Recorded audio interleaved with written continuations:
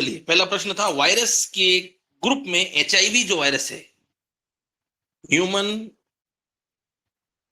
Beings के अंदर जो एड्स होता है या एचआईवी जो वायरस है, वो वायरस किस ग्रुप के वायरसों से जो है वो सामंजस्य रखता है? क्या उत्तर जाएगा इसका?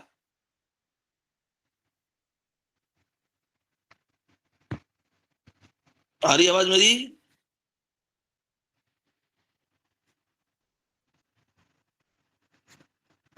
Hello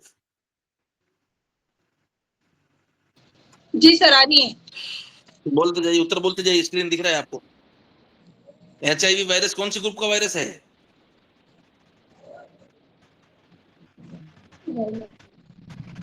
human immuno deficiency virus, HIV virus कौन सा है? Immuno deficiency. हाँ, एचआईवी जो कि टी हेल्पर सेल को मार रहा था, वो रेट्रो वायरस है, रेटेरो वायरस।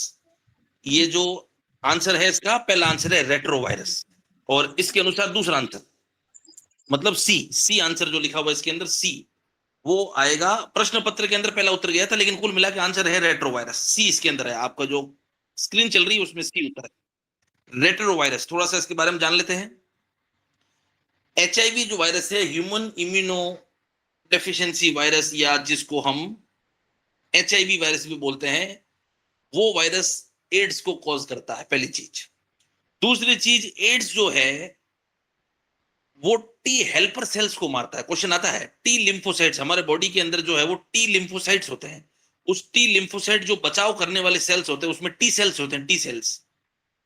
उस टी सेल के अंदर होता है टी हेल्पर, तो ये टी के हेल्पर सेल्स को बॉडी में कम कर देता है, जिसके कारण क्या होता है, उनका जो आगे का रिएक्शन नहीं जाता है किलर सेल्स के पास में, और जब तक किलर सेल्स के पास में उसका संदेश नहीं जाता है, वो एक्टिवेट नहीं होते हैं मारने के लिए जीवाणु को या विषाणु को।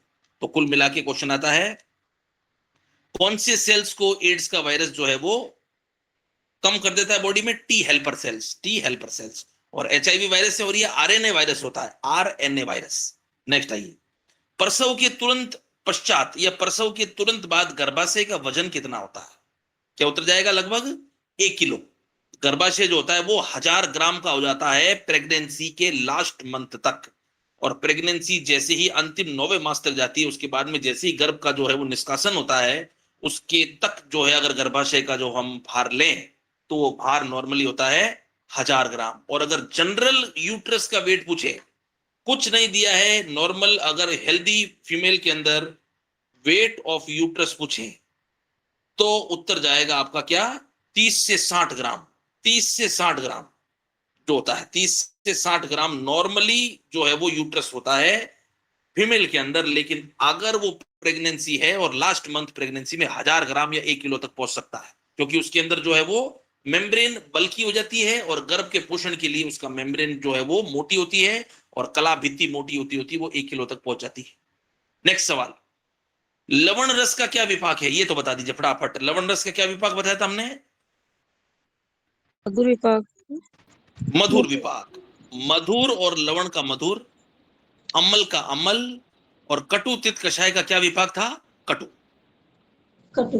कुल मिला के 3 विपाक हुआ करते थे, मधुर, अम्ल और कटु। मधुर लवण का मधुर, अम्ल का अम्ल, और कटु तिक्त कषाय का कटु विपाक हमने बात की थी। आंसर जाएगा इसका मधुर विपाक। निम्न में से विटामिन के कौन से क्षीर में पाया जाता है? विटामिन के, फाइलोक्विनोल, किस में पाया जाता है?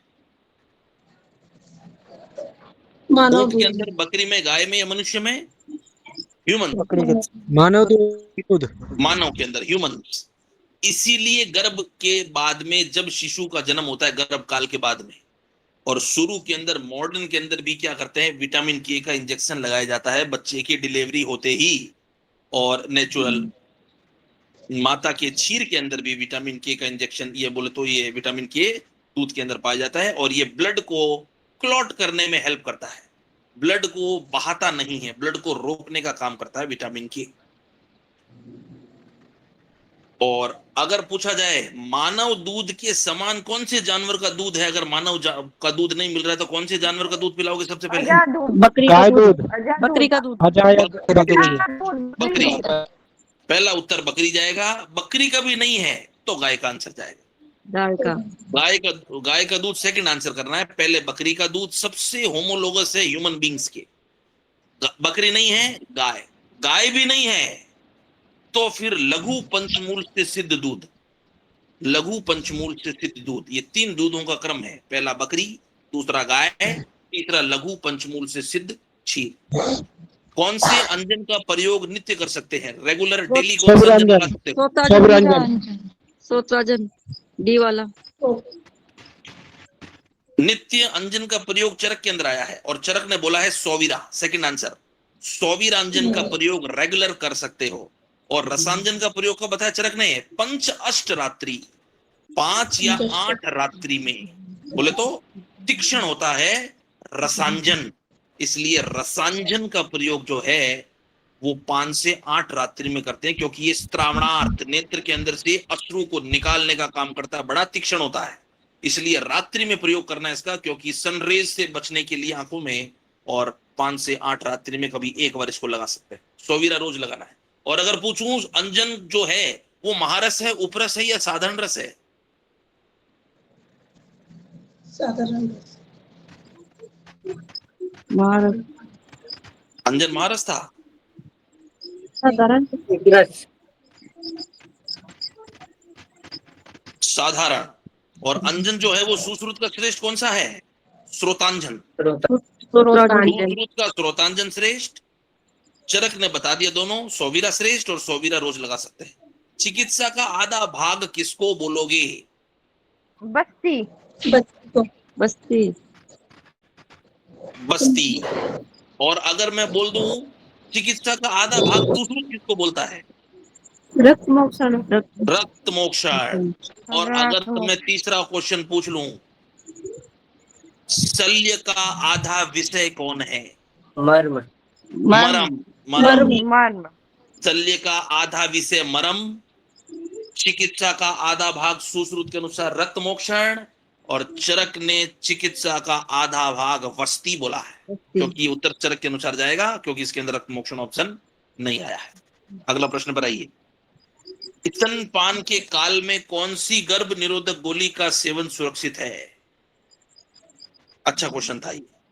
इसमें एक आती है, जितने भी ये माला एन माला डी, ये जितने भी पिल्स हैं, ये सब पिल्स जो हैं वो कॉम्बिनेशन ऑफ हार्मोन से बनती है, और इसके अंदर जो है वो बाल्यकाल के अंदर बच्चे में, या बच्चे का जब डिलीवरी होती है उसके अंदर अगर गर्भिणी क्षीर को पीती है, बोले तो पिलाती है, तो उस क्षीर के अंदर इसके तत्व आ जाते हैं जो कि गर्भ के अंदर या बालक के अंदर जो है वो नुकसान दे सकता है। इसलिए मिनी पिल जो है वो दे सकते हैं।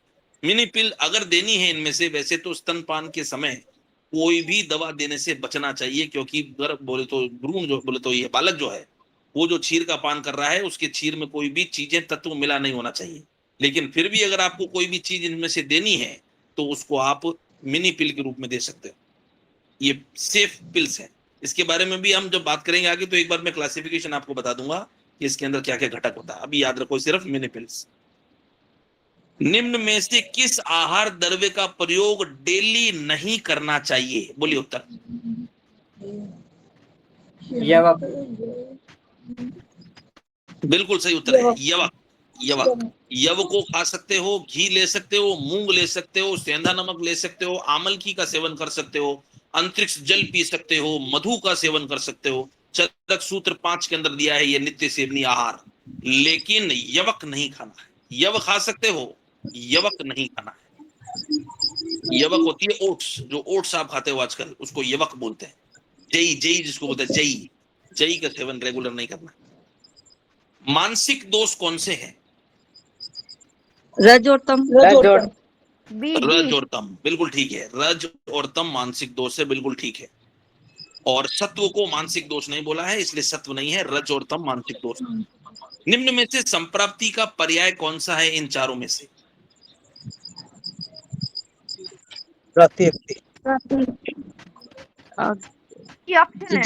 जाति। बी। चौथा आंसर। चौथा आंसर जाति और आगति दोनों मैंने बताए थे संप्राप्ति को बोलते हैं, इसलिए चारों ऑप्शन पढ़ने हैं। जाति आगति दोनों संप्राप्ति के पर्याय हैं। वाग्वट ने 2 एक्स्ट्रा बोल दिए हैं, निवृत्ति निष्पत्ति। निवृत्ति, निष्पत्ति, ये दो एक्स्ट्रा बोलता है। वाग्वट संप्राप्ति के पर्याय वो भी याद रखने हैं। ज्याति, आगति, चरक, निवृत्ति, निष्पत्ति, वाग्वट। माइक ऑफ करिए। माइक किसका ऑन है? आयुर्वेद रस शास्त्र के अंदर रस किसको बोलते हो? अब्रक ए पारद को। पारद पूरे रस शास्त्र के पारद अंदर है। किसका बखान है? अब्रक का, पारद का? पारद पारद पारद भारत में तो रस शास्त्र में रस पारद को बोलते हैं। और रस पारद का एक भेद भी है। रस, रसेंद्र, हमने बात की थी, सूतक, मिश्रक, ये सब रस के पर्याय, रस के भेद। और रस बोले तो पूरा रस शास्त्र बना किस पे? मरकरी। तो रस बोलते हैं मरकरी को। माक्षिक को बोलते थे प्राणो रसेंद्र, रसेंद्र का प्राण है माक्षिक। अब्रक को बोलते थे गौरी तेज, गौरी का तेज है। हीरा आपको पता ही है, हीरक। और पारद इसका उत्तर जाएगा चौथा। तो कुल मिला के पारद। माक्षिक को बोलते थे प्राणो रसेंद्रस्य, रसेंद्र का प्राण है। जबरदस्त सवाल है। और अब्रक का पहला नैवेद्य लगता था पारद को। पारद का पहला नैवेद्यक अब्रक है। कौन सा अष्टविध परीक्षा में नहीं आता है? या कौन सा दसवीं परीक्षा में, अष्टविध परीक्षा में आता है? सॉरी, कौन सा अष्टविध परीक्षा का हिस्सा है? ये तो सब पढ़ रखा है, बोलिए फटाफट। नाड़ी। स्पर्श, नाड़ी, नाड़ी, अष्टविध परीक्षा किसने दी थी? योग योग रत्नाकर। रत्नाकर, योग रत्नाकर। उसमें कौन कौन से 8 है? बोलो फटाफट। नाड़ी, मलमूत्र, शब्द और नेत्र, आकृति। हाँ, नाड़ी, मलमूत्र, जीवा, शब्द, स्पर्श, दृक, आकृति। तो बोलो क्या उत्तर जाएगा? नाड़ी। नाड़ी, नाड़ी अष्टविध परीक्षा में होता है। योग रत्नाकर ने अष्टविध परीक्षा का वर्णन किया है। नाड़ी, मलमूत्र, जिह्वा, शब्द, स्पर्श, दृक, आकृति। वरा किसको बोलते हैं? 50 बार बात हो गई है। वरा, त्रिफला, त्रिफला। त्रिफला को वरा भी बोलते हैं। त्रिफला को उत्तमा भी बोलते हैं। उत्तमा, उत्तमा, त्रिफला को उत्तमा। और वरा, त्रिफला, वरी, शतावरी, वीरा, काकोली। ये हमारी बात हो गई थी। वरी, शतावरी, वीरा, काकोली। इसमें त्रिकटु जो है वो होता है शुंठी, मरीच, पिपली। इसमें त्रिजात जो है वो होता है त्वक, एला और तेज पत्तर। इसमें जो त्रिमद है वो होता है मुस्तक, चित्रक, बिडंग। और त्रिफला आपको बताइए हरित की, आमल की, विविध की। ये भी क्वेश्चन आता है। इसलिए अपना एक सवाल में 4 सवाल पढ़ रहे हैं। नेक्स्ट आइए। ओव्यूलेशन का कारण क्या है?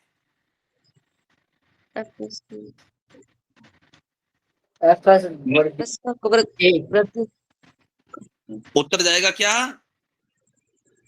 इसके अंदर 2 आंसर सेम दे रखे हैं। तीसरा आंसर को कर दीजिए LH, FSH को काट के LH कर दो। LH की अंदर वृद्धि, LH वृद्धि। तो LH मतलब ल्यूटिनाइजिंग हार्मोन। LH 14वें दिन ये जो है चक्र के अंदर बढ़ता है। 14वें दिन, 14th डे। और ल्यूटिनाइजिंग हार्मोन या जो LH होता है उसको बोलते हैं ल्यूटिनाइजिंग हार्मोन। 14th डे बढ़ता है ब्लड के अंदर। और यही जो है वो फॉलिकल को तोड़कर अंडे को बाहर निकाल देता है। इसलिए LH की वृद्धि उत्तर जाएगा। LH की वृद्धि, ठीक है। ल्यूटिनाइजिंग हार्मोन जब बढ़ता है 14वें दिन, तब अंडा जो है वो बाहर आ जाता है फर्टिलाइजेशन या निषेचन होने के लिए। उत्तर आएगा इसका LH हार्मोन। नेक्स्ट आइए। दंत के अंदर कौन सी अस्थि 50 बार बात हो गई है? रुच का अस्थि। दंत के अंदर रुच का अस्थि, बिल्कुल ठीक है। और अगर कर्ण के अंदर पूछूं, और अगर नासा के अंदर पूछूं तो तरुणास्थि। और अस्थि के अंदर पूछूं आंखों में तो क्या था? मंडल संधि। आंखों में मंडल संधि थी। संधियों में अगर पूछूं तो मंडल संधि आंखों के अंदर याद आ रहा हो तो नेत्र, कलोम, ठीक है, वो वहां से उतर जाएगा। चरक ने लंघन के कितने प्रकार बताए हैं?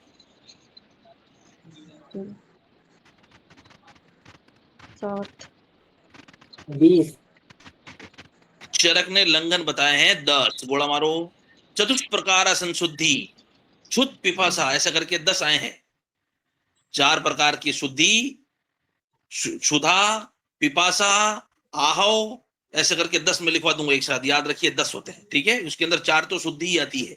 बोले तो निरुबस्ती, वमन, विरेचन, सिरो विरेचन, और इसके अंदर व्यायाम, आतप का सेवन करना, व्यायाम करना, ऐसे करके 10 प्रकार के जो है वो लंघन होते हैं, फास्टिंग होते हैं। धूप का सेवन करना, व्यायाम का आदि करना, प्यासा रहना, भूखा रहना, ऐसा करके 10 लंघन है। आचार्य सुश्रुत के अनुसार ये तो कई बार पढ़ चुके, गर्भ नाड़ी को कितना अंगुल पे काटोगे, बहुत सुंदर पढ़ा था हमने इसको। 8 अंगुल, 8 अंगुल। अगर यहाँ पर वागवट पूछ ले तो क्या उत्तर? 4 अंगुल, 10 अंगुल, 4 अंगुल। तो ठीक है भैया, इतना पढ़ लिया तो फिर और थोड़ा डीप में घुस जाते हैं। नाभि नाल कर्तन जन्य व्याधि कितनी थी चक्कर पानी की? 4 चक्कर पानी 4 छह, चक्कर पानी की 6 थी। और चरक की कितनी थी? 4 चरक की 4 थी। अष्टांग की कितनी थी? 2। 2 नाभि नाल कर्तन जन्य व्याधि के अंदर कौन से दोष नाशक चिकित्सा करोगे? पुष्ट तेल वातज, कौन से दोष की? वातज कफ की, ए वात पित्त, वात बी कफ। पित्त, कफ, वात सी कफ की। पित्त, वात पित्त की, वात पित्त की। वात पे वात पित्त की चिकित्सा करेंगे नाभि नाल कर्तन जन्य रोग के अंदर।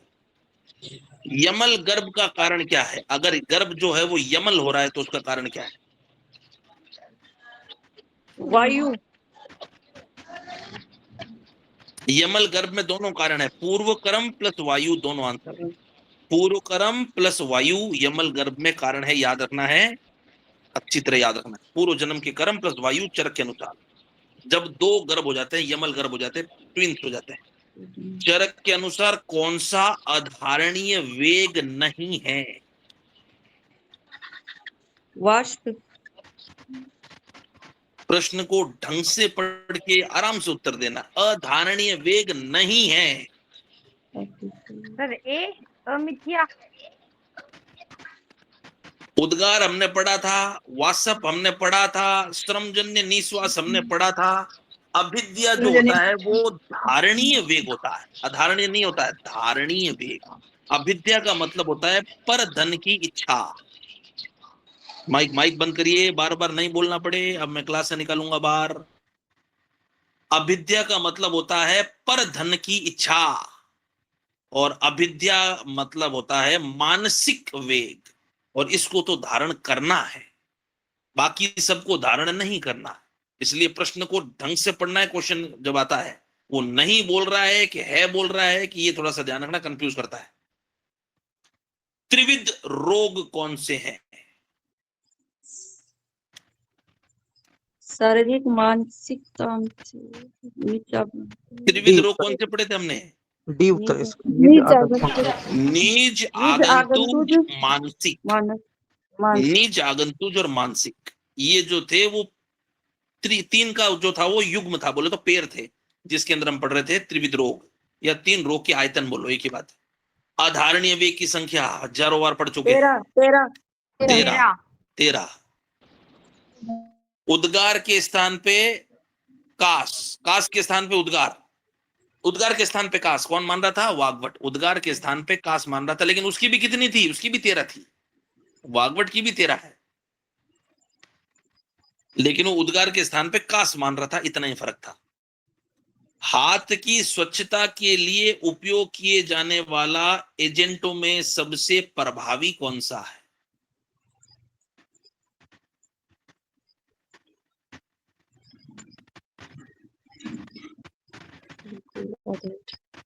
क्लोरीडीन, औषधीय साबुन, अल्कोहल या आयोडीन क्लोरीडीन? आयोडीन, सी अल्कोहल आता है इसमें। आयोडीन, अल्कोहल, अल्कोहल वाला सबसे जबरदस्त साफ करता है, क्योंकि ये प्योर एसिड होता है, और अल्कोहल जो होता है वो डिहाइड्रेटिंग एजेंट होता है, और दूसरा एंटीसेप्टिक का भी काम करता है। इसलिए आपकी स्पिरिट की बोतल में क्या होता है, कल पढ़ के बताना सब। स्पिरिट की बोतल आपके पास होगी या सैनिटाइजर आपके पास होगा, उसके अंदर सब में अल्कोहल लिखा होगा, देख लेना, पढ़ लेना। वो सबसे क्लियर एंटीसेप्टिक और सबसे स्वच्छ हाथ को रखने के लिए उत्तरदायी होता है। क्षेप्त वहिर मलाना किसके लिए, कार्य के लिए बोला गया है?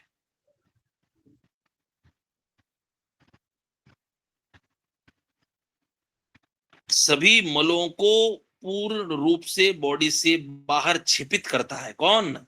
वायु। वात का काम है, याद रखना है। क्षेप्तम बोले तो सभी आदि मलादियों को शरीर से बाहर, वात बोले तो व्यान वात, व्यान वायु के लिए बोला गया है या व्यान वात के लिए। कलक की मात्रा, इसमें तो संकोच 1 सेकंड नहीं होना चाहिए। एक कर्ष की मात्रा होती है कलक की, बिल्कुल ठीक है। परक्षेप और आवाप किसके पर्याय थे? परक्षेप और आवाप कलक कल के। श्रुत, श्रुत और निरयूह किसको बोलते थे? श्रुत और निरयूह क्वात को, बिल्कुल ठीक है। स्वरस की मात्रा कितनी थी? आधा पल आधा पल। और अगर मैं बोलूं पुटपाक स्वरस? एक पल एक पल एक पल, एक पल, बिल्कुल ठीक है, एक पल। और अगर मैं बोलूं, क्या बोलूं?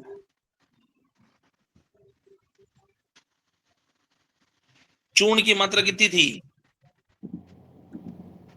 चूर्ण की एक पल एक पल एक पल कर्स 6 ग्राम कट एक कर्स। रज और छोद किसके पर्याय थे? रज और छोद चूर्ण के चूर्ण के चूर्ण के, चूर्ण के, ठीक है। सुश्रुत के अनुसार रक्त का गुण होता है, बोलिए फटाफट।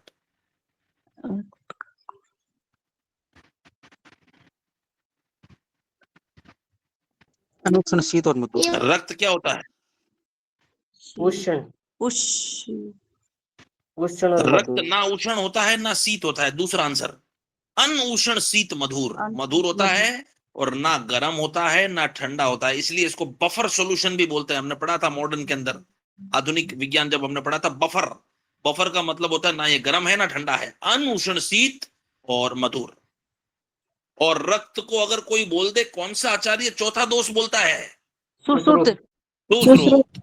और अष्टांग संग्रह, अष्टांग संग्रह वो भी बोलता है, ठीक है। लेकिन अगर क्वेश्चन पूछे सुश्रुत के दोष कितने हैं, तो 3 करोगे 4? 4 चार तब 3 करोगे कि 4? 3 सुश्रुत के दोष अगर पूछे संख्या में तो 3 ही करने हैं, वात पित्त कफ। लेकिन अलग से कोई बोल दे कि चौथा दोष रक्त को किसने माना, तो क्या उत्तर कर दोगे? सुश्रुत ने करने 3 ही है। करने कितने हैं सुश्रुत के दोष? 3। बस, अगर उत्तर आ जाए तो उसका उत्तर दे देंगे। निम्न में से कौन सा पंचकोल के अंदर नहीं है? बी नागर बी नागर नागर नहीं है। पंचकोल नागर के तो- अंदर 5 क्या पहले ये बताओ? पंचकोल चव्य पीपली, पीपली मूल चव्य चित्रक चव्य चित्रक चव्य चित्रक और लास्ट नपटोल पटोल। मरीच पीपली, पीपली मूल, चव्य ऊंट है ना, चित्रक नागर। और नागर। नागर नागर अरे नागर को सोंठ ही बोलते हैं, मरीच नहीं होता है पंचकोल में। अगर मरीच पंचकोल में जुड़ जाता है षडूषण हो जाता है। तब उसको षडूषण बोलते हैं। षडूषण, षड उषण, षड मतलब 6, षड उषण। तो मरीच पंचकोल में नहीं होता है। पीपली, पीपली मूल, चव्य चित्रक, शुंठी, शुंठी को नागर भी बोलते हैं, जिंजिबर ऑफिसिनेलिस। ये छोटे छोटे सवाल को ध्यान रखना है। दीवा स्वप्न किस ऋतु में मना नहीं है? ग्रीष्म ऋतु ग्रीष्म ऋतु ग्रीष्म ऋतु में बिल्कुल आप दिन में सो सकते हो, कोई दिक्कत नहीं है, मना नहीं है। क्यों? क्योंकि ये डिहाइड्रेटिंग ऋतु है। इसमें बल क्षीण हो जाता है, क्लेद क्षीण हो जाता है, जलियांश क्षीण हो जाता है, वाटर कंटेंट 0 हो जाता है बॉडी का। इसलिए दिन में सोओगे तो ये बॉडी को थोड़ा सा तर्पित करता है, एनर्जेटिक लाता है। अगर इसके अलावा किसी ऋतु में सो गए तो दिन में कफ और पित्त बढ़ जाएगा। कफ और पित्त क्वेश्चन आता है, दिन में सोने से कफ और पित्त बढ़ता है, याद रखना। और रात में जागने से वात बढ़ती है। निम्नलिखित में से बिशप स्कोर में शामिल नहीं है। बहुत सुंदर सवाल है ये, बताइए। पहली बात तो बिशप स्कोर क्या किसी को पता है? नहीं तो फिर हम उसको बताएंगे, पहले तो है क्या ये? नहीं पता सर। बिशप स्कोर क्या होता है? जब डिलीवरी होती है उससे पहले इस स्कोर को देखा जाता है कि डिलीवरी के लिए क्या गर्भाशय का मार्ग सही है या नहीं डिलीवरी के दौरान, उसको बोलते हैं बिशप स्कोर। तो इस स्कोर से लिखना चाहो तो लिख दो कॉपी के अंदर। इस स्कोर से लेबर जो गर्भ आता है उस गर्भ के सक्सेस को देखा जाता है कि उसकी जो गर्भ के जो है विमुंचन का जो प्रतिशत है, सफल प्रतिशत कितना है, उसको निकालते हैं बिशप स्कोर से। अगर ये स्कोर 8 से ऊपर है, इसका मतलब जो है गर्भाशय की नली या गर्भाशय का द्वार या गर्भाशय का पूरा मार्ग वो शिशु के जन्म के लिए उचित है। और अगर ये 6 से कम है, इसका मतलब जो है वो गर्भाशय का मार्ग जो है वो शिशु के जन्म के लिए अभी तक सही बोले तो सफल नहीं है। इसके अंदर 5 चीज देखी जाती है बिशप स्कोर के अंदर। बिशप स्कोर के अंदर क्या है?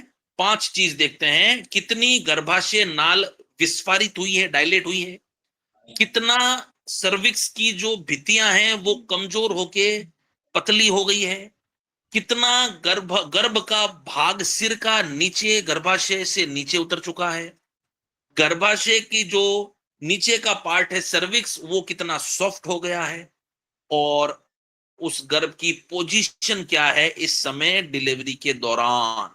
5 चीज देखते हैं। अब बताओ क्या उतर जाएगा इसके अंदर? सी। लेना चाहिए। क्या उतर जाएगा इसके अंदर? भ्रूण की हृदय गति से कोई मतलब नहीं है। भ्रूण की हृदय गति से कोई मतलब नहीं है। बिशप स्कोर में 5 चीज देखते हैं, मैंने आपको बता दी, ठीक है, याद रखना है। 5 चीज के अंदर कितना यूनिक बुक, क्या कह रहे हैं सर ये सी ऑप्शन वाला स्टेशन का क्या मतलब? सी का क्वेश्चन? सी के बारे में बताइए सर कुछ। स्टेशन का मतलब क्या हुआ इसमें? स्टेशन का मतलब है गर्भ का सिर कितना नीचे आ चुका है, उसको स्टेशन से नापते हैं। +1 +2 +3 ऐसे करके स्टेशन होते हैं।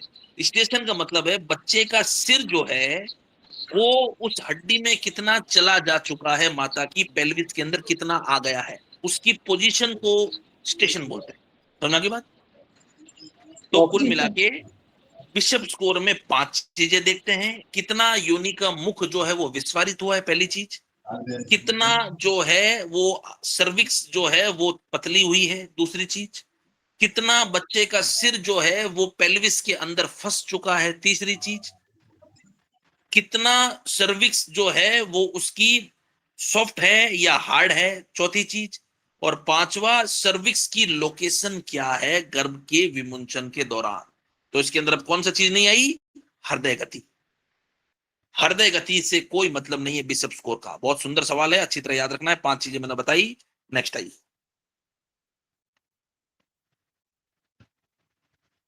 मेरु तंत्रिका की कुल कितनी जोड़े होते हैं? नॉर्मल चीजें तो कई बार पढ़ चुके हैं। कितना पेयर्स होते हैं वर्टिब्रल स्पाइनल नर्व के? 31 पेयर। 31 पेयर होते हैं स्पाइनल नर्व के। जब हम एनाटॉमी पढ़ रहे थे, जब हमने ये बात की थी, जब हमने उपटा फेगुआ करके क्रेनियल नर्व पढ़ी थी। सामान्य गर्भाशय का वजन, ये आगे देख लो, दूसरा सवाल सामान्य पूछ रहा है। कितना बताया था ऊपर? 30 से 60 किलो। 30 से 60। तो क्या उत्तर जाएगा इसका? 30 से 40 30 से 60 के बीच में 30 से 40 उत्तर चला जाएगा।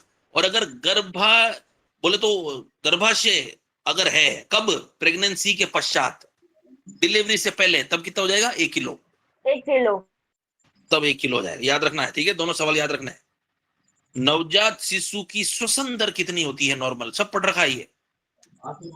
20 60 से श्वसन दर 20 तो आदमी की होती है, वयस्क की 14 से 18। 14 से हमेशा 18। बच्चे में श्वसन दर ज्यादा होती है, 40 से 60। बच्चे में श्वसन दर 40 से 60 होती है। और अगर वयस्क की पूछे तो 14 से 18। 14 से 18। बच्चे में केवल बीपी कम होता है, श्वसन दर भी ज्यादा, हीमोग्लोबिन भी ज्यादा, हार्ट रेट भी ज्यादा, पल्स रेट भी ज्यादा, केवल ब्लड प्रेशर कम होता है 60/40। साल्मोनेला टाइफाई कहां पर रोग उत्पन्न करता है? सुंदर सवाल। पहली बात तो ये कौन सा रोग करता है ये बताओ। नाम नाम के अंदर ही उत्तर छुपा है। साल्मोनेला टाइफी कौन सा रोग करेगा? नाम के अंदर उत्तर छुपा है। टाइफाइड। टाइफाइड। और टाइफाइड कहां होता है बताओ इन चारों में से? आंत्र का कौन सी आंत्र? दो आंत है इसके अंदर। बड़ी आंत बड़ी का आंत। Salmonella typhi pairs patches of small intestine, small intestine के पेयर्स पैचेस के अंदर जाके ये इन्फ्लेमेशन करके आंत्र छोटी के अंदर ये रोग कर देता है टाइफाइड। याद रखना है, छोटी आंत्र को ये प्रभावित करता है। अनुपान के संबंध में कौन सा कथन सत्य है? पढ़ के बताइए फटाफट। औषधि के पहले देते हो, औषधि के बाद में देते हो, औषधि के साथ में देते हो, या कोई नहीं? औषध के बाद में दे देते हैं। औषधि के बाद में देते हैं, उसको बोलते हैं अनुपान। अनु का मतलब होता है बाद में, नॉर्मल चीज। नेक्स्ट आइए।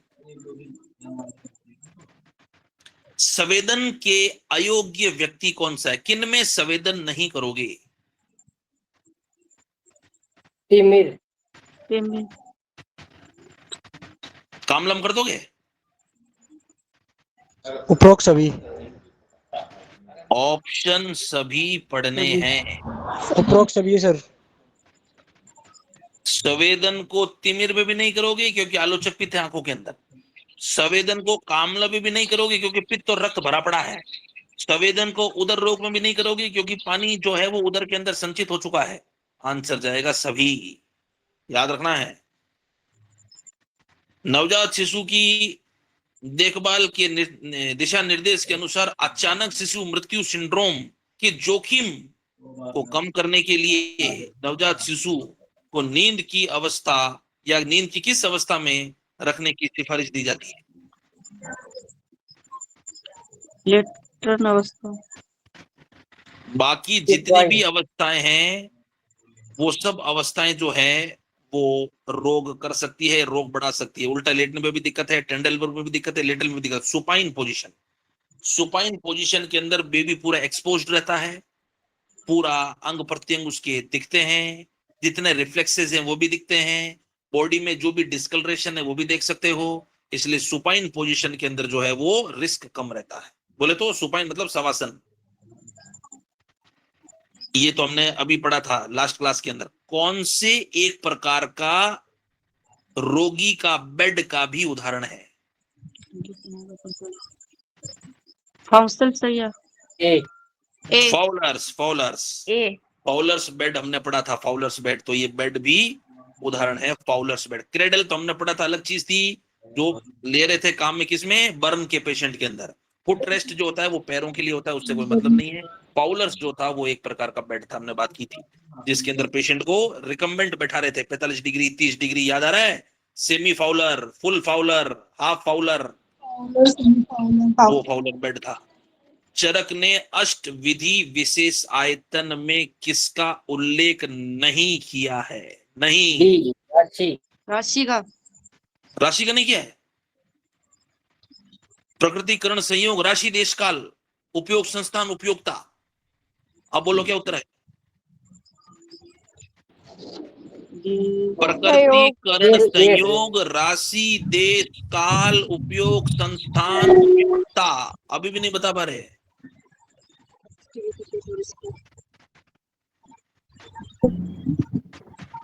अरे अब तो उत्तर ही बता दिया मैंने। वापिस बोलता हूं। प्रकृति उपयोग। उपयोग, उपयोग संस्थान होता है, उपयोग नहीं होता है। उपयोग संस्थान। प्रकृतिकरण, संयोग, राशि, देश काल, उपयोग, संस्थान, उपयोगिता। पहला आंसर। अनुपान का गुण क्या होना चाहिए? बहुत सुंदर सवाल है, सुंदर उत्तर आना चाहिए, सोच समझ के बोलो फटाफट। अनुपान कैसा होना चाहिए? बोलो, सोच के बोलो। चारों ऑप्शन पढ़ो एक बार आराम से।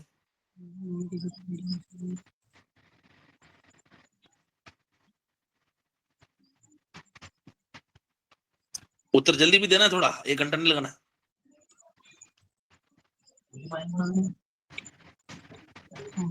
तुम तो एक चीज बता दो, अनुपान आपके आहार के गुण के विपरीत होना चाहिए या आपके धातुओं के विपरीत होना चाहिए?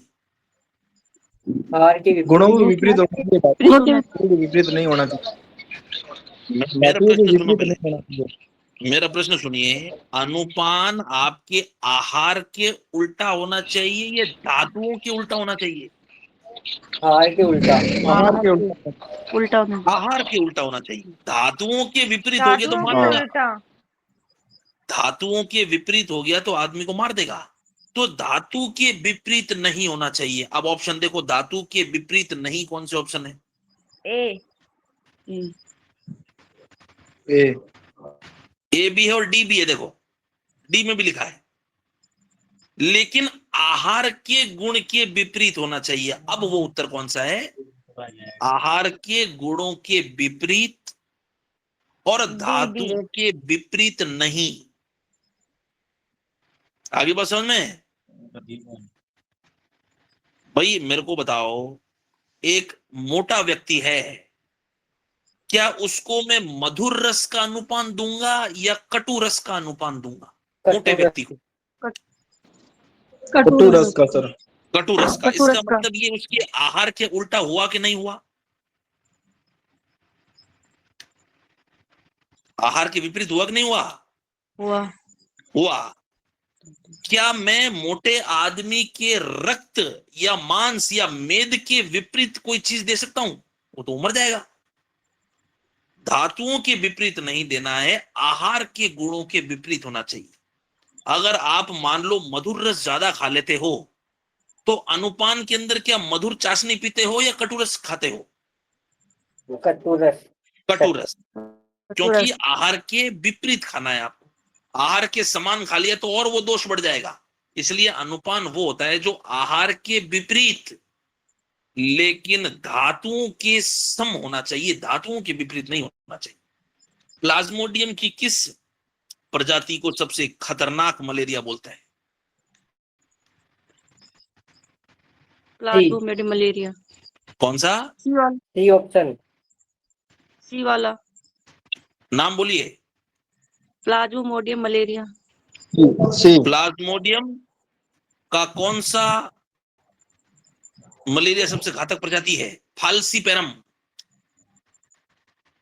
प्लाज्मोडियम की फाल्सीपेरम जाति सबसे खतरनाक, मृत्यु ही करती है, इतनी खतरनाक है। बहुत रेयर रोग बच सकते हैं इससे। इसको ब्लैक वाटर फीवर भी बोलते हैं, काले पानी का फीवर, ब्लैक वाटर फीवर। और ब्रेक बोन फीवर भी बोलते हैं, हड्डी तोड़ बुखार आता है, ब्रेक बोन फीवर, वो इसी के अंदर आता है, फाल्सीपेरम। बहुत खतरनाक मलेरिया है ये। चरक के अनुसार निद्रा में से कौन सा सही नहीं है?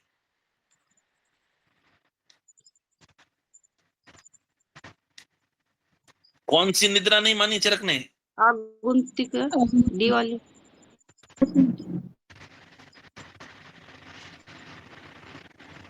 बी। बी।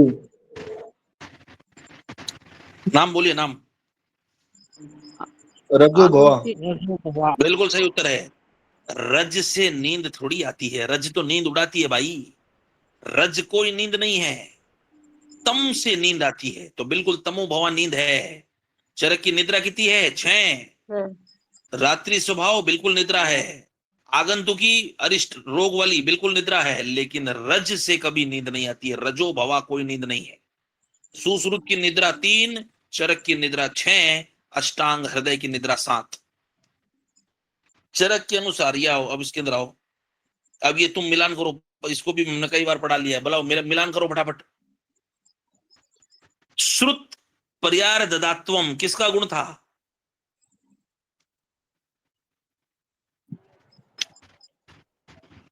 ये परिचारक पूछ रहा है ना। चरक के अनुसार परिचारक या परिचारक के कौन कौन से गुण हैं बताओ? परिचारक के कौन से गुण थे? पहला था गुण? नहीं था। पहला गुण था किसका? चिकित्सक का। हाँ। दाक्ष्यम और शौच चिकित्सक और उपचारक दोनों का था, याद आ रहा है? ये मैंने पढ़ाया था जब हम बता रहा था, दाक्ष्यम और शौच दोनों के गुण होते हैं। तो दाक्ष्यम और शौच, ये दो उतर जाएगा पहली चीज। तो दूसरा और तीसरा, स्मृति रोगी का गुण है, निर्देशकारित्वम रोगी का गुण है, अभिरु रोगी का गुण है, उपचारज्ञता बिल्कुल उपचारक का गुण है, सातवां। बहुशो दष्ट कर्मता चिकित्सक का गुण है, और अनुराग भर्तरी ये बिल्कुल उपचारक का गुण है। तो आंसर जाएगा 2, 3, 7 और 9। याद आ रहा है कि नहीं आ रहा है? 4 गुण पढ़े थे हमने सबके, उसमें दाक्ष्यम, शौच, उपचारज्ञता और अनुराग भर्तरी, ये 4 थे उपचारक के गुण या परिचारक के गुण। बाकी रोगी और इसके लिए मैंने बता दिया कौन कौन से अलग अलग गुण थे। नेक्स्ट आइए, उपचय के औषध अन्न विहार से कितने भेद माने थे? 18 18 थे, 18।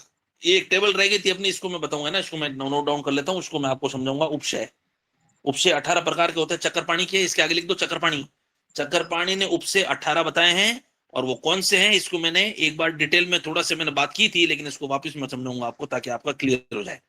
अभी मेरे को याद दिलवाना, वैसे मैंने लिख लिया है। उपचय एक टॉपिक आपका करवाएंगे। नेक्स्ट आइए, कौन सा युग्म सही है? कौन सा युग्म सही है? पाठा स्तन्य जनन, दारू हरिद्रा स्तन्य शोधन, शतावरी स्तन्य जनन, महौषध स्तन्य शोधन। शतावरी स्तन्य जनन। शोधन। स्तन्य जनन वैसे शतावरी का काम होता है, नो डाउट, लेकिन ये चरक के बारे में बात कर रहा है, चरक के बारे में बात हो रही है। शतावरी बिल्कुल स्तन्य का जनन करती है, लेकिन क्या मां कषाय में है शतावरी? वो जरूरी है।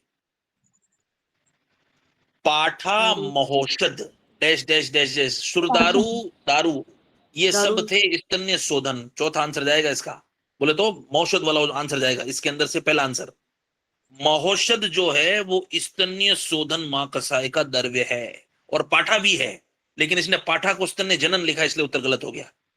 पाठा, महौषध, सुरदारू, देवदारू करके लाइन आती है, स्तन्य शोधन मां कसाय। और अगर मैं पूछूं आपको, मधुर, अम्ल, लवण, कटु, तिक्त कषाय के अंदर से श्रेष्ठ कौन सा रस है स्तन्य शोधन? मधुर। स्तन्य शोधन कसाय नींबू वाला तिक्त रस। तिक्त रस, स्तन्य को शोधन तिक्त रस, तिक्त रस श्रेष्ठ होता है स्तन्य शोधन। और पाठा, मौषध, ये जो है वो स्तन्य शोधन मां कसा है, तो आंसर जाएगा मौषध। मौषध किसको बोलते हैं? सुंठी, सुंठी को महौषध भी बोलते हैं, या जिसको बोलते हैं हम नागर या सुंठी, उसको महौषध भी बोलते हैं।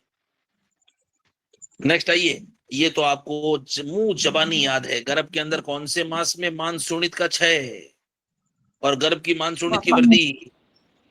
पंचम मास। पंचम मास शोणित, और षष्ठी में, छठे में क्या था? बलवर्ण। छठे में बलवर्ण, 5 में मानसूणित, मांस पंच याद आना चाहिए। तो वाग्भट के अनुसार बालक के अंदर अन्नप्राशन कब कराओगे? 6 मंथ। 6 मास। लेकिन अगर काश्य पूछ ले तो 10वां मास। 10वां मास, छठे मास में फल प्राशन। काश्यप का अन्नप्राशन कौन सा मास है? 10वां। और बाकी पूरी दुनिया का क्या है? 6वां। याद आ रहा है? पूरी दुनिया अन्न 6ठे मास में खिलाती है, काश्यप 10वें मास में खिलाता है। याद काश्यप का ही रखना है, ये भी आएगा तो अब इसको भी याद रख लिया, कोई दिक्कत नहीं है। सुश्रुत भी 6ठा मास बोलता है। तो पूरी मतलब काश्यप के अलावा पूरी दुनिया 6ठा मास के अंदर अन्न खिला देती है, लेकिन काश्यप 10वें मास के अंदर। उपरस कितने थे? ये तो भैया सबको पता है, नॉर्मल चीज। 8। महारस भी 8 है, उपरस भी 8 है, साधारण रस भी 8 है। चपल क्या था? चपल इन तीनों में से चपल। महारस। और एक लाइन बोल रहा हूं, बताना ये किसके लिए आई थी? रसबंद विधायक। चपल। महाराज चपल विधायक चप्पल पहनता है। नेक्स्ट आइए, WHO का मुख्यालय, 50 बार बात हो गई है। जेनेवा। अगर मान लो जेनेवा उत्तर नहीं है, अब मैं क्वेश्चन का उत्तर चेंज कर रहा हूं। A Thailand, B Scotland, C Netherland, D Switzerland. Switzerland Switzerland Switzerland Switzerland, Geneva Switzerland के अंदर है। नेक्स्ट आइए, निम्न में से कौन सी गर्भ की सामग्री नहीं है? रक्त नहीं है, अंबु है, क्षेत्र है, ऋतु है और बीज, ये चार है, लेकिन रक्त नहीं। रक्त नहीं। निम्न में से कौन सी अस्थि संधि का प्रकार नहीं है? मतलब कौन सी संधि नहीं है इसके अंदर से? इनमें से कौन सी संधि नहीं है? वायुस्तुम संधि नहीं है, तरुणास्थि तरुण अस्थि है, तरुण अस्थि है, संधि नहीं है। अरे याद आ रहा है कि नहीं आ रहा है?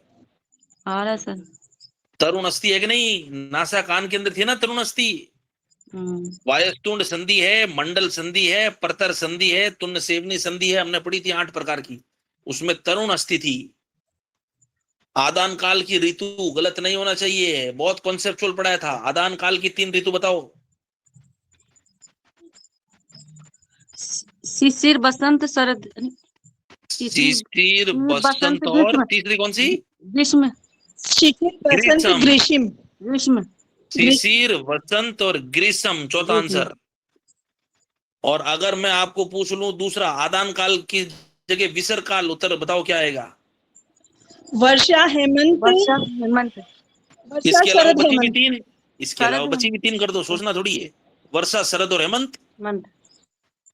भाई 3 याद हो गए थे, 3 बची हुई, उत्तर चला गया ना विसर्ग का, वर्षा, शरद, हेमंत। तो भैया इतना बता दिया, तो आप बता दो मेरे को, कौन सी 2 ऋतु के अंदर बल सबसे हीन होता है? हीन, शिशिर, ग्रीष्म, सबसे हीन, हीन। ग्रीष्म ऋतु में। ग्रीष्म अरे ऋतु 2 में। पूछिए, 2 ऋतु पूछिए। वर्षा और ग्रीष्म। वर्षा और ग्रीष्म, वर्षा और ग्रीष्म, कौन सी ऋतु में बल सबसे ज्यादा होता है? हेमंत में। अरे 2 पूछिए, 2। शरद, हेमंत में। हेमंत और शिशिर, 2 के युग में मैं याद की थी हमने, और मध्यम बल था वसंत और शरद के अंदर। अरे याद आ रहा है कि नहीं आ रहा है? आ रहा सर। तो 2 बोलना है ना, एक बोल रहे हैं। निम्न में से कौन सा उदक वे संस्थान का मूल है? ये तो भैया सब मुझ बन याद है। तालु और कलोम। तालु और कलोम, तालु और कलोम, ये थे उदक वे संस्थान। और हृदय और मांसरोतस किसका था मूल? हृदय और मांसरोतस, प्राणवाह स्रोत। रक्त के अंदर erythrocytic sedimentation rate, ESR, erythrocytic sedimentation rate किस से मापन होती है? सहाली से हीमोग्लोबिन नापते हैं, सहाली से हीमोग्लोबिन नापते हैं। मैं ये सारा पूछ रहा हूं, सहाली से हीमोग्लोबिन नापते हैं, बेनेडिक्ट से ग्लूकोज नापते हैं, ग्लूकोज। और वेस्टर ग्रीन से नापते हैं ये सार, गोड़ा मारिए। वेस्टर ग्रीन, वेस्टर ग्रीन, और एक और लिख दो उसके साइड में, विंट्रोब लिखो, विंट्रोब, विंट्रोब, विंट्रोब।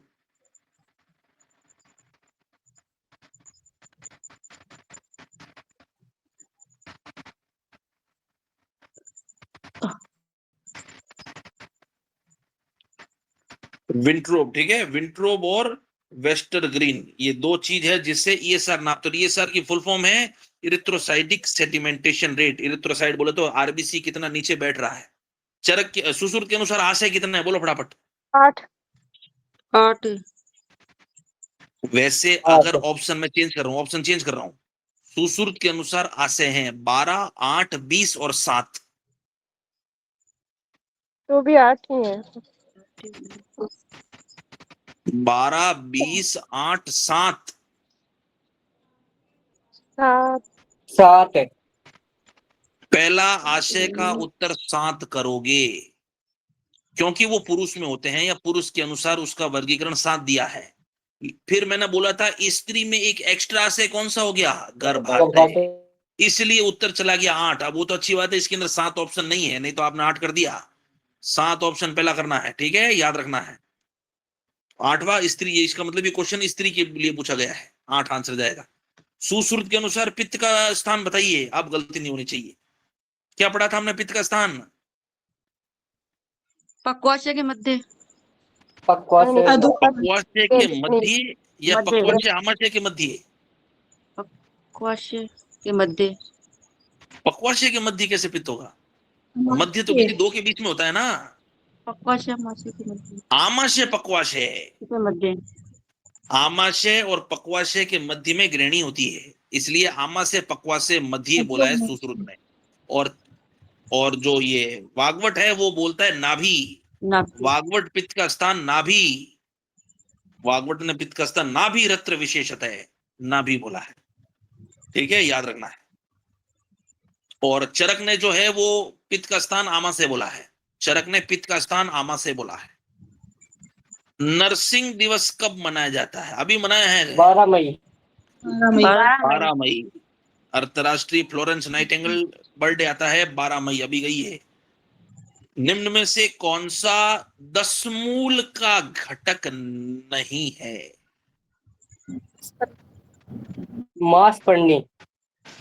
बिल्कुल सुंदर जवाब, मांसपर्णी नहीं है। पर्षणपर्णी है, बिल्व है, शालपर्णी है, मांसपर्णी नहीं है, याद रखना है, मांसपर्णी नहीं है। डेस्मोडियम जाइजेंटिकम शालपर्णी, एगेल मार्मिलोस बिल्व, यूरेरिया पिक्टा सालमली मलबेरी का।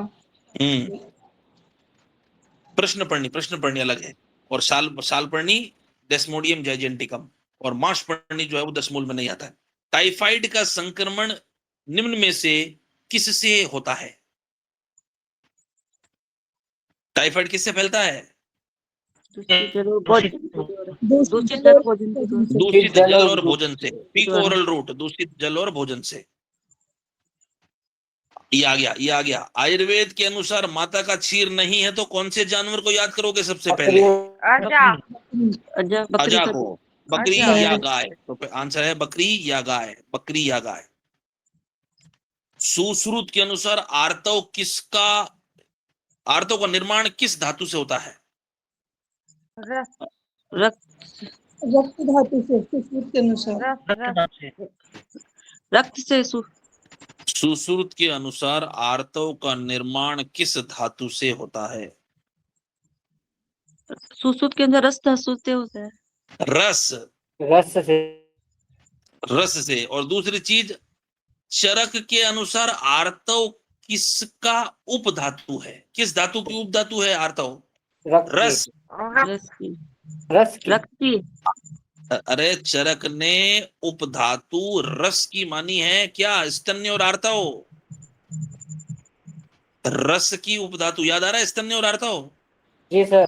स्तन्य और आर्तव रस की उपधातु है चरक की, इसलिए रस से निर्माण सुश्रुत, रस आंसर जाएगा। होता रक्त है लेकिन निर्माण रस से होता है। चरक के अनुसार पंचविध कल्पना में सबसे बलवान कौन सी है? जर और बात कर चुके हैं। स्वरस। और अगर मैं इसको बलवान काट के सबसे निर्बल पूछ लूं, निर्बल, और सभी सेम ऑप्शन, ऑप्शन सेम है। हिम कल्पना चली जाएगी। हिम में कितना गुना जल? 6 गुना। 6 गुना जल। काढ़े में कितना गुना जल? काढ़े में 16 गुना। 16 गुना जल। 16 गुना जल। विटामिन ए प्रोफाइलेक्सिस कार्यक्रम कब शुरू हुआ? ये तो डायरेक्ट याद करना पड़ेगा। विटामिन ए की कमी ना हो इसके लिए बच्चों में विटामिन ए को पिलाओ पहले ही। कौन से सन में हुआ? 70 में, 1970। और अगर पूछ ले नेशनल कंट्रोल प्रोग्राम फॉर अंधता, अंधता का कंट्रोल प्रोग्राम कब शुरू हुआ भारत में?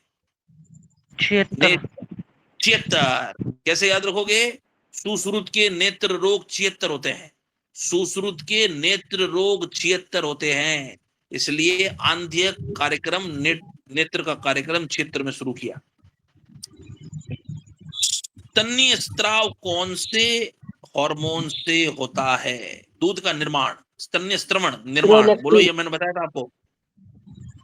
क्षीर का निर्माण कौन सा हार्मोन करता है? प्रोलैक्टिन। और अगर यहाँ पर मैं बोल दूं क्षीर का निष्कासन कौन सा हार्मोन करता है, तो क्या उत्तर जाएगा?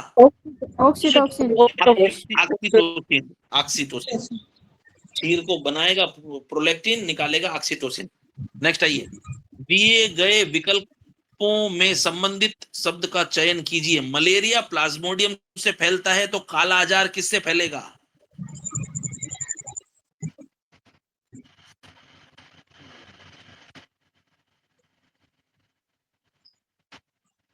मलेरिया प्लाज्मोडियम से फैलता है तो काला आजार किससे फैलेगा? लीशमेनिया डोमोनी। लीशमेनिया डोमोनी चौथा आंसर।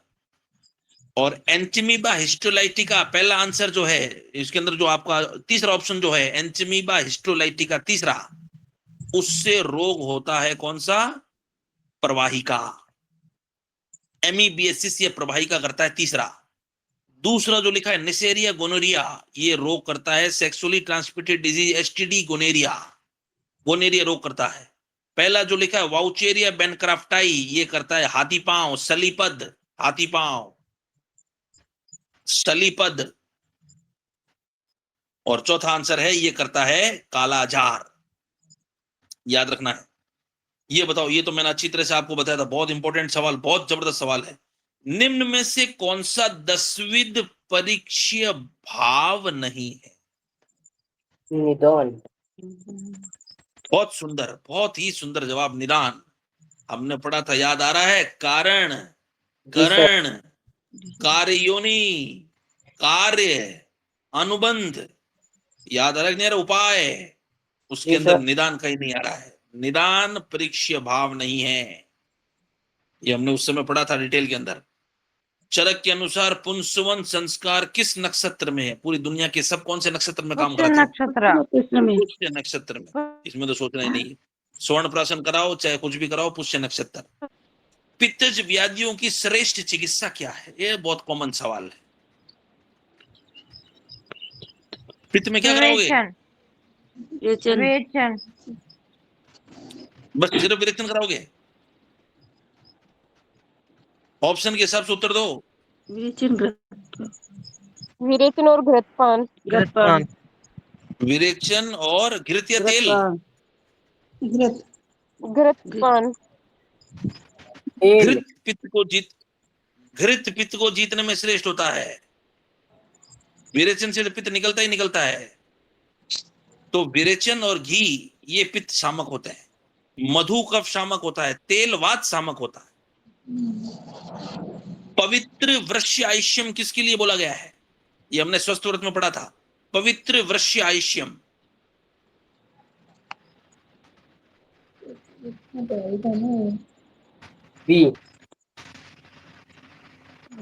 पवित्र वृश्याश्यम स्नान, स्नान के लिए बोला है पवित्र वृश्याश्यम। याद रखना अच्छी तरह से। त्रिसूत्र कौन है इनमें से? त्रिसूत्र, अगला सवाल। त्रिसूत्र हेतु लिंग और औसत। हेतु लिंग औसत को त्रिसूत्र बोलते हैं, बिल्कुल ठीक है। और सत्वरजतम को क्या बोलते हैं? त्रिगुण, त्रिगुण। और वातपित्त कफ को क्या बोलते हैं? त्रिदोष। और वातपित्त कफ का एक और नाम है त्रिस्थ्रूण, त्रिस्थ्रूण, त्रिस्थ्रूण,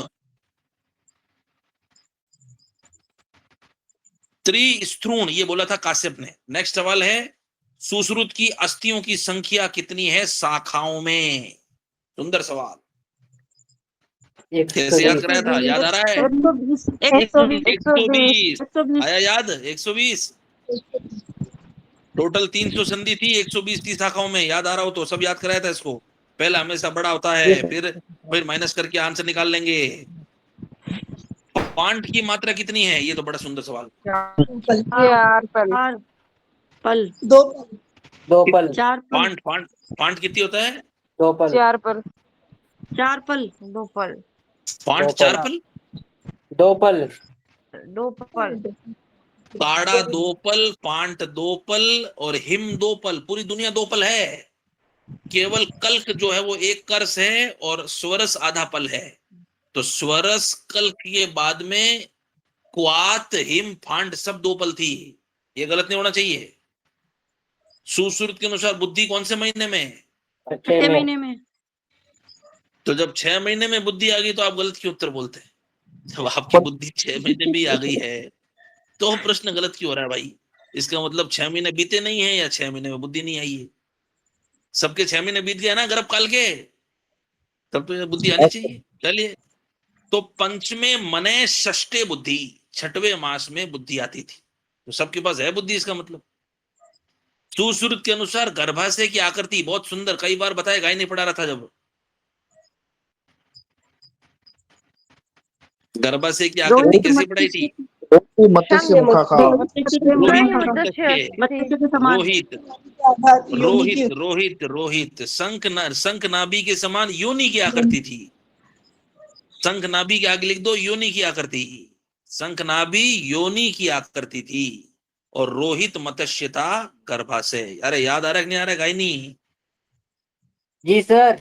तो बस बायोलॉजिकल वेस्ट मैनेजमेंट अभी बताया था, पीला डब्बा, काला डब्बा, सब बताए थे डब्बे। बताओ इसमें से कौन सा उत्तर सही है इसके अंदर से? एक्सपायर हुई औषधि को या साइटोटॉक्सिक दवाओं को लाल में डालोगे या मानव के उपशिष्ट पदार्थ को पीले में डालोगे? पीले डब्बे में पीले में। मानव के उपशिष्ट पदार्थ को पीले डब्बे में डाला था, याद आ रहा है? और आ रहा कांच की शीशी किसमें डाली थी? कांच की शीशी नीले नीले डब्बे नीले में, में, नीले डब्बे में। कांच की शीशी नीले डब्बे में डाली थी। तो वो डब्बा बड़ा इंपॉर्टेंट है, डब्बा बड़ा खतरनाक है ना, आएगा क्वेश्चन, याद रखना। बायोलॉजिकल वेस्ट मैनेजमेंट, डब्बों के कलर कोडिंग, बहुत जबरदस्त सवाल है आजकल, सबसे ज्यादा ये पूछा जा रहा है। नेक्स्ट आइए, श्वसन विफलता के मामलों में निम्नलिखित कौन सी विधि कृत्रिम श्वसन के लिए उपयोग ली जाती है? कृत्रिम मतलब जो होता है मैनुअल, आर्टिफिशियल। बैग और मास्क, बैग और मास्क, बैग इसमें मास्क, करते क्या है? अम्बू अम्बू बैग जिसको बोलते हैं, जिसके मुंह के ऊपर बोले तो मास्क लगा देते हैं और बैग से श्वसन को दिया जाता है आर्टिफिशियल। ये जनरली बच्चों में दिया जाता है, बड़ों में भी दे सकते हैं, जिसको बैग एंड मास्क वेंटिलेशन या अम्बू बैग वेंटिलेशन बोला जाता है। ये आर्टिफिशियल होता है। ऑटोक्लेव, ये देखो मैंने आपको पूछा था या बताया भी था, जब ऑटोक्लेव पढ़ाता था तो मैंने आपको बोला था इसका टेम्परेचर याद रखना है। बोलो क्या उत्तर है? 120 से 120 से 135, 35 120 से 135। याद आ रहा नहीं आ रहा? ऑटोक्लेव आधे घंटे तक कर रहे थे ऑटोक्लेव, या 20 मिनट से आधे घंटे तक करते हैं इसको। सारंगदर के अनुसार औसत सेवन काल 50 बार बात हो गई है।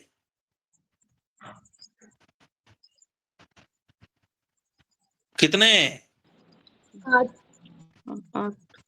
सारंगधर के औसत सेवन काल, पूरी दुनिया के औसत सेवन काल 10 होते हैं। सारंगधर के आधे कर दो, आधे कितने? 5। सारंगधर के औसत सेवन काल 5, लेकिन वाग्वट अगर पूछ ले तो 11 होते हैं। सुश्रुत 10, चरक 10, काश्यप 10, वाग्वट अष्टांग हृदय बोले तो 11 हो जाता है, और सारंगधर याद रखना 5। ब्लड स्मीयर जब बनाते हो या जब किसी स्लाइड के ऊपर ब्लड का एक नमूना लेते हो तो उसको कौन से एंटीकोगुलेंट का प्रयोग जनरली नहीं करते हो? EDT, heparin. क्या उत्तर जाएगा? हेपरिन।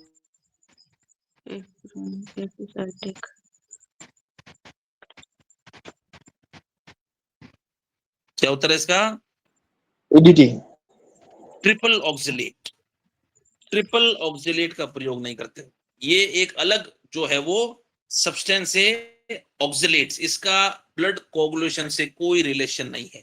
ईडीटीए तो डालते हो भाई, ईडीटीए तो जरूरी है, ईडीटीए तो मेन जो एंटीकोगुलेंट है, ईडीटीए तो डालते हो। अगर आपको सैंपल लेते हो इमरजेंसी के अंदर, एबीजी का सैंपल लेते हैं, जिसने इमरजेंसी में ड्यूटी की है, जिसने देखा तो उसको पता होगा, जो लंबे समय से इलेक्ट्रोलाइटिक डिसबैलेंस के पेशेंट होते हैं उसमें एबीजी भेजते हैं, एबीजी आर्टीरियल ब्लड गैस। उसको सिरिंज को किससे आप करते हो वॉश? हेपेरिन से। हेपेरिन जिम में रखते हैं, जो भी वार्ड में घूमते हैं वो हेपेरिन जिम में रखते हैं। हेपेरिन, ईडीटीए और एसिड सिट्रेट डेक्सट्रोज, ये तीनों रक्त के स्कंदन को रोकते हैं, लेकिन ट्रिपल ऑक्सिलेट से इसका कोई रिलेशन नहीं है। बहुत अच्छा सवाल है ये। वमन का अतियोग का क्या लक्षण है? बोलो फटाफट। वमन के अतियोग का क्या लक्षण है? रक्त चंद्रिकाओं का। बिल्कुल सही जवाब। भाई ज्यादा वमन हो जाएगा तो पेट की सब झिल्लियां छिल जाएगी और उससे से खून आएगा। तो रक्त का वमन होना चंद्रिकाओं के साथ वमन का अतियोग है। सारंगधर के अनुसार कौन सा ग्राही है? ग्राही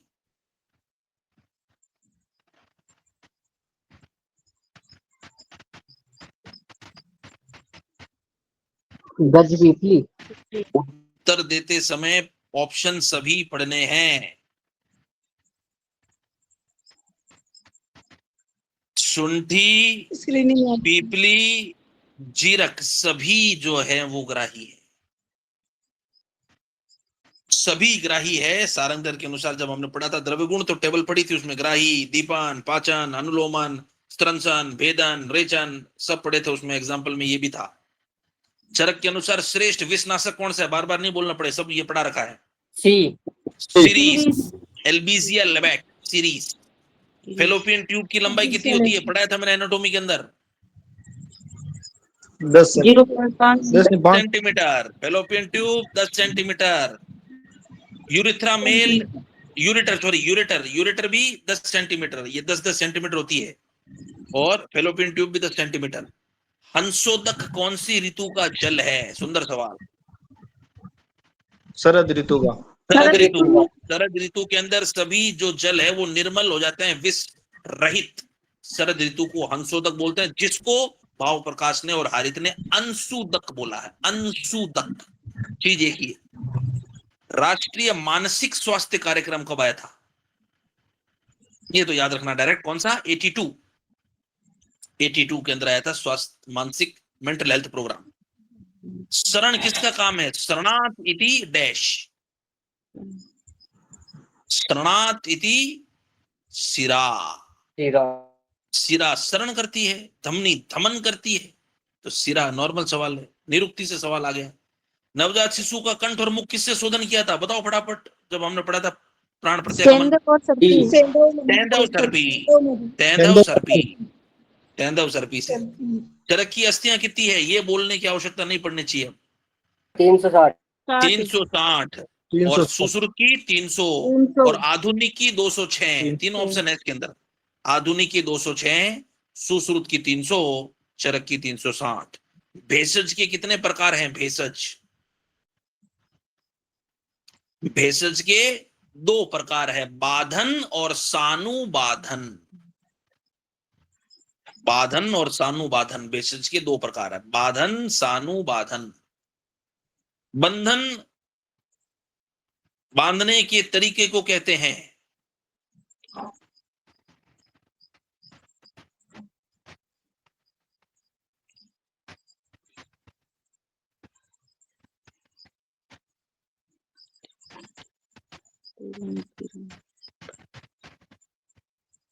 क्या कहते हैं?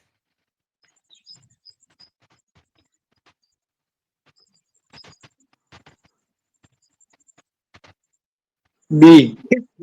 डिसमेरिजिया। बंधन बांधने को बोलते हैं डिसमेरिजिया। इसको याद रखो। और नेत्र पे कौन सा बंधन बांधा था सुश्रुत ने? शीतल। चेन बंद। 3 बंधन। सुश्रुत के कुल कितने बंधन थे? 14 बंधन थे। वाग्वट के कितने बंधन थे? वाग बंधन 15 उत्संगी बंधन थे। कौन सा एक्स्ट्रा था? उत्संगी। संगीत पंचांगी बंध को कहां बांधोगे? पंचांगी आँख शाखा को। पंचांगी ऊर्ध्व जत्रुगत। अस्पताल के वार्ड में बिस्तर के बीच में कितना गैप होना चाहिए? 2 से 3। 1 से 2 मीटर। 1 से 2 मीटर, इतना भी दूर नहीं करना है। 1 से 2 मीटर, जिससे कोई कम्युनिकेबल डिजीज हो वो ना फैले। 1 से 2 मीटर। आसीनो लब्धे सुखम बात हुई थी जब मैं बेड के बारे में बात कर रहा था। कौन से रोग के अंदर बैठने पर आराम मिलता है? फाउलर पोजीशन, तमक श्वास, ब्रोंकियल अस्थमा। तमक श्वास मतलब ब्रांकियल अस्थमा। और तमक श्वास की जब मैंने पढ़ा रहा था उस समय, तब मैंने बोला था आपको, ये लाइन ही बोली थी अगर आपको याद हो तो, आसीनो लबते सुखम, बैठने पे सुख महसूस करता है मरीज, अगर आपको याद आ रहा हो तो। खटवा बंद कौन से प्रदेश में बांधोगे? प्रदेश पर। इस ऑप्शन के हिसाब से जवाब दो। नेत्र पे कौन सा? चीन। चीन। पहला आंसर गलत हो गया, तो चीन। नेत्र तो गलत हो गया। ग्रीवा पे कौन सा बांध रहे थे? पत्थर। अंगुली पे कौन सा? कोषबंध, गलत हो गया अंगुली। हनु शंख गंडेसु खटवा, हनु शंख गंडेसु खटवा, शंख आंसर है। खटवा बांध रहे थे, हनु शंख गंडेसु। परादी गुण कितने हैं? परादी गुण 10 10। गुरुवादी गुण कितने हैं? 20 गुरुवार 20 20 टोटल गुण कितने? टोटल गुण सामान्य गुण 41 41 टोटल 41। इंद्रिया गुण 5। वैशेषिक जिसको बोलते हैं, शारीरिक गुण 20, परादी गुण 10 और आध्यात्मिक गुण 6। निम्न में से दीवा सामान्य गुण स्वपन, निम्न में से दीवा स्वपन कहाँ नहीं करोगे? ग्रीष्म ऋतु। ग्रीष्म ऋतु में ग्रीष्म ऋतु। और ग्रीष्म ऋतु में नहीं करोगे, ऊपर बोल रहे थे करेंगे। दीवा स्वपन कहाँ नहीं करोगे? शिशिर ऋतु। शिशिर में। हेमंत ऋतु में। सुंदर सवाल है ये। वैसे सर तीनों ऋतुओं में होता है। दीवा स्वपन केवल ग्रीष्म ऋतु में करना है। सवाल पूछ रहे कहाँ नहीं करना है, वर्जित। वसंत, शिशिर ऋतु शिशिर ऋतु के अंदर जो है वो दीवा स्वपन, इन चारों की कंपैरेटिव कर सकते हो। मैंने आपको बताया था दीवा स्वपन से कफ बढ़ता है। अब इन चारों में कफ के प्रकोप की ऋतु कौन सी, बता दो। बसंत। बसंत ऋतु इसलिए वसंत में क्या कराओगे दिन में शयन?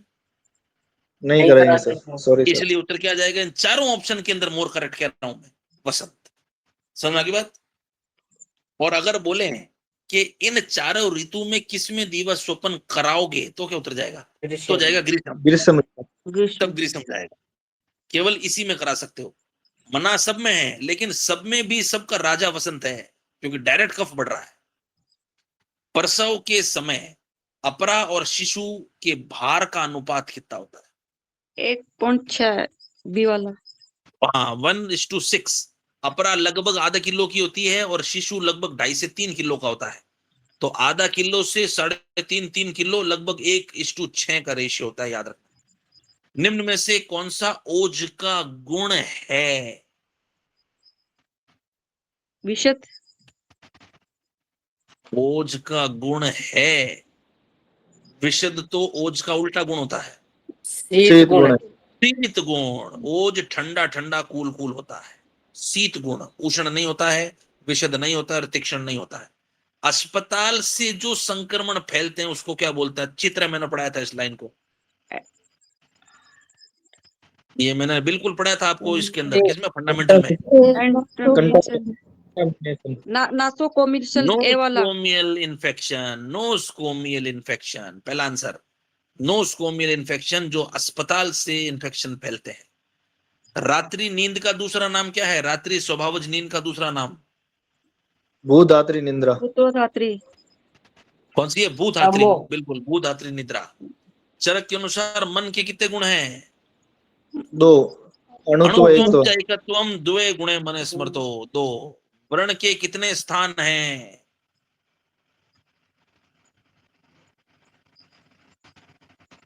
8। कौन कौन से 8? बोल दो फटाफट। कैसे याद किया था? मांस, शीरा, स्नायु। सुंदर सुंदर, आगे चलिए। मान, सीरा, शीरा, स्नायु, स्नायु, अस्थि, धमनी, संधि, दंता छट्टा, मरम, खोद। और बार चमड़ी। हाँ, बाहर से चमड़ी, अंदर से कोष्ठ। मान, सीरा, स्नायु, अस्थि, संधि जो मरम को बना रहे थे वही 5, छट्टा मरम खुद, बाहर चमड़ी, अंदर कोष्ठ 8। कौन से चीज को आमलकी के अंदर रखोगे? शाक, हरित फल या शुष्क फल? आमलकी क्या है? शुष्क फल। शुष्क फल। फल। आमलकी फल है, शुष्क फल नहीं है, फल है। आमलकी फल है। और कौन से आचार्य ने आमलकी को श्रेष्ठ फल माना है? सुश्रुत। सुश्रुत ने आमलकी को श्रेष्ठ माना है। चरक का श्रेष्ठ कौन सा फल है? अंगूर या द्राक्षा। धारणीय वेग के संबंध में निम्नलिखित कथनों पर विचार कीजिए। ये धारणीय अधारणीय होना चाहिए। आप ये जरम्बा और पुरुष अधारणीय है, इस धारणीय को काट के अधारणीय कर दो, क्वेश्चन पेपर गलत छपा था। जो मेन क्वेश्चन पेपर आया था उत्तर प्रदेश का वो भी गलत था, तो ये अधारणीय लिखा था यहाँ पे, बस गलत बोले तो ये क्वेश्चन के अंदर ये गलत था, ये धारणीय लिखा है, इसको अधारणीय कर दो। बताओ उत्तर क्या है फटाफट। जिरम्बा के वेग को धारण करने से विनाम आक्षेप रोग होते हैं, पुरुष को रोकने से मन्यस्तंभ अर्दित रोग होते हैं। कौन सा सही है, या दोनों सही है या दोनों गलत है? दोनों सही है। दोनों सही दोनों है। सही है, दोनों सही है। बताओ सोचो। जम्बा के वेग को धारण। जिरम्बा से हमने दूसरा विनाम पढ़ा था, बिल्कुल सही है, पहला उत्तर बिल्कुल सही है। लेकिन पुरुष के अंदर तो हमने पढ़े थे पिंडिकोद्वेष्टन, पुरुष में हमने पढ़े थे पिंडिकोद्वेष्टन होना, सिरोसूल होना, एक भी लक्षण नहीं दिख रहा है, दूसरा गलत है। मन्यस्तंभ अर्दित हो रहे थे किससे? शवथु के वेग को रोकने से, शवथु छींक। तो इसका आंसर है ओनली पहला सही है, केवल एक, दूसरा आंसर। नेक्स्ट है, जब हम निर्जीवीकरण करते हैं, स्टरलाइजेशन करते हैं, तो सभी उपकरणों को पकड़ने के लिए कौन सा फोर्सेप काम में आता है? फोटो भी डाली है मैंने आपको ग्रुप के अंदर। Artery forceps. Artery forceps. Tipping forceps. Cheatle forcep, ये आपके सामने फोटो दिख रहा है।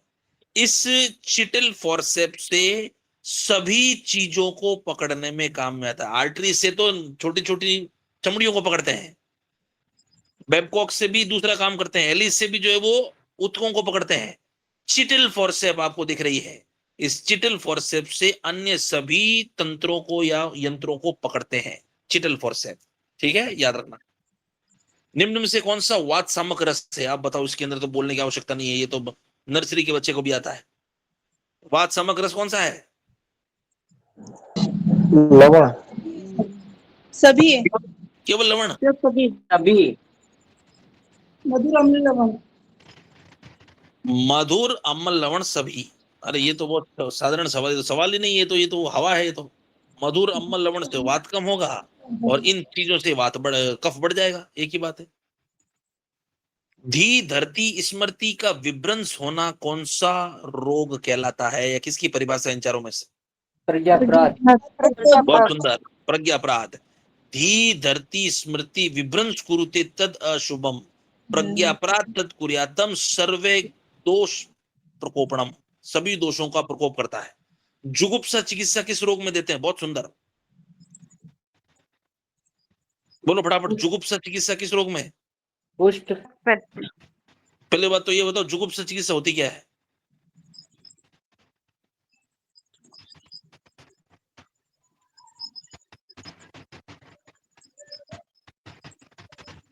जुगुप्सा चिकित्सा मतलब होती है छुपाकर कोई चीज दे दी, बिना बताए कोई चीज दे दी, गुप्त रूप से कोई चीज दे दी। राजक्षमा, राजक्षमा के पेशेंट को क्या होता है, बड़ा सूख जाता है, उस पेशेंट के अंदर सूख जाता है, तो उस पेशेंट के अंदर चोरी छुपे उसको मांस पिलाते हैं, मांस खिलाते हैं, क्योंकि मांस को बढ़ाने में मांस ही कार्य करता है, इसलिए चोरी छुपे मांस खिलाते हैं उसको, बोल के कि ये तो फ्रूट जूस है, पिज्जा। उसको बोलते हैं जुगुप्सा चिकित्सा, क्योंकि वो रोगी के लिए जरूरी है। चलिए आज के लिए इतना ही रखते हैं, बाकी जो है वो बचे हुए 8-10 सवाल जो है वो नेक्स्ट पेपर के साथ जोड़ के फिर वापस करवा दिए जाएंगे। तब तक आप इसको पढ़िए। हमने लगभग करें जो सवाल है उसके अंदर मेरे को लग रहा है 100-125 से ऊपर ही डिस्कशन कर लिए हैं। नेक्स्ट क्लास के अंदर नए पेपर के साथ में आएंगे और इन सवाल को जोड़ देंगे।